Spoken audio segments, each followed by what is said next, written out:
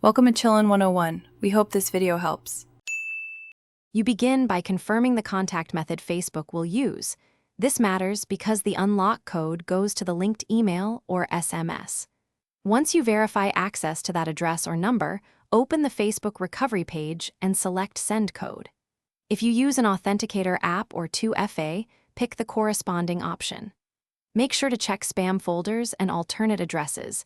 If you don't see the message, wait a few minutes before requesting another code to avoid rate limits. You now enter the unlock code precisely. Small mistakes like O instead of 0 will fail. If the code doesn't arrive, use backup recovery codes or open your authenticator app for the time-based code. Once you gain access, pause and review recent login activity. Terminate sessions you don't recognize to stop ongoing access.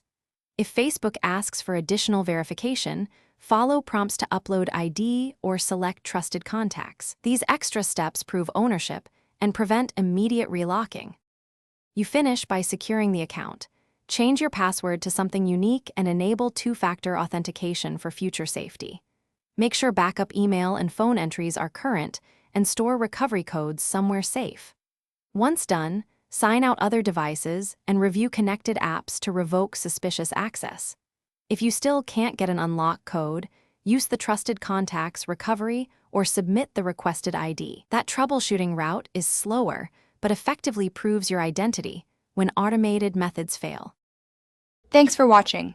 Consider subscribing if we helped you.